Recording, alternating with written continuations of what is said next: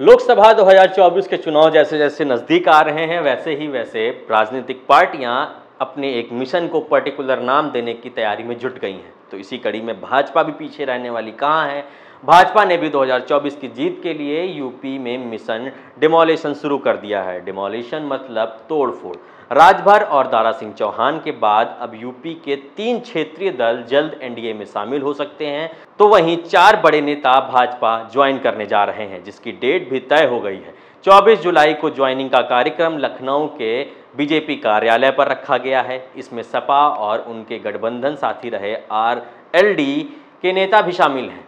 अगर पश्चिमी उत्तर प्रदेश की बात करें तो अखिलेश यादव की सरकार में कैबिनेट मंत्री रहे साहब सिंह सैनी 24 जुलाई को भाजपा ज्वाइन करने वाले हैं। हालांकि बीते कुछ समय से पहले बीजेपी के वो चक्कर भी काट रहे थे।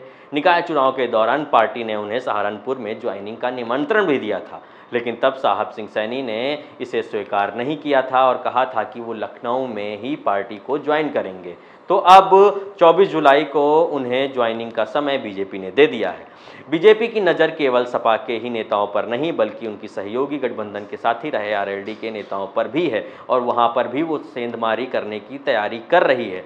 आरएलडी नेता और बसपा से राज्यसभा सदस्य रहे राजपाल सैनी भी 24 जुलाई को बीजेपी का दामन थाम सकते हैं। राजपाल सैनी 2022 में खतौली से आरएलडी के टिकट पर चुनाव लड़े थे, लेकिन वह जीत नहीं पाए थे। अगर पूर्वांचल की बात करें तो बीजेपी ने यहां भी अपनी सर्जिकल स्ट्राइक की तैयारी पूरी कर ली है। 2020 में हुए राज्यसभा चुनाव के दौरान जब बसपा और सपा के बीच में बगावत हुई, तब उस वक्त बसपा की मुंगरा बादशाहपुर की विधायक रही सुषमा पटेल ने बागी होकर सपा ज्वाइन कर ली थी। फिर 2022 में जौनपुर के मड़ियाहू से सपा के टिकट पर चुनाव लड़ी, लेकिन सफल नहीं रही, तो वो भी अब 24 जुलाई को भाजपा को ज्वाइन कर सकती हैं। दरअसल सुषमा पटेल कुर्मी बिरादरी से आती हैं। कहीं ना कहीं कुर्मी बिरादरी के बीच बीजेपी अपनी पकड़ कमज़ोर मानती है, इसलिए पूर्वांचल में कुर्मी बिरादरी की महिला नेता के जरिए बीजेपी अपनी राह आसान करना चाह रही है।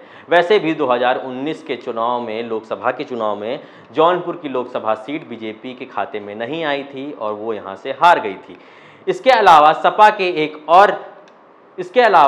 को एक और भाजपा झटका देना चाहती है। सपा से 4 बार विधायक रहे जौनपुर में पार्टी के वरिष्ठ नेता जगदीश सोनकर भी बीजेपी का दामन थामने वाले हैं। दरअसल जगदीश सोनकर जौनपुर के मछली शहर सीट से सपा के 2017 में विधायक थे। 2022 में विधानसभा चुनाव से ठीक पहले उन्हें टिकट तो दिया गया, लेकिन ऐन वक्त पर अखिलेश यादव ने उनका टिकट काट दिया और सोनकर को अपना उम्मीदवार नहीं बनाया था और उनकी जगह पर रागिनी सोनकर को पार्टी का उम्मीदवार बनाया। उसके बाद से ही जगदीश सोनकर नाराज बताए जा रहे थे। अब कहा जा रहा है कि वो भी 24 जुलाई को बीजेपी का दामन थाम सकते हैं। जगदीश सोनकर एससी बिरादरी से आते हैं। उनके जरिए बीजेपी एससी समाज में भी संदेश देने की कोशिश करेगी। और वही 3 दल जो हैं जो एनडीए का साथ देने जा रहे हैं, उनके नाम ये हैं प्रगतिशील मानव समाज पार्टी और जनवादी पार्टी और महान दल। ऐसी ही पॉलिटिकल खबरों के लिए हमारे चैनल को सब्सक्राइब करें और बेल आइकन को प्रेस करें। धन्यवाद।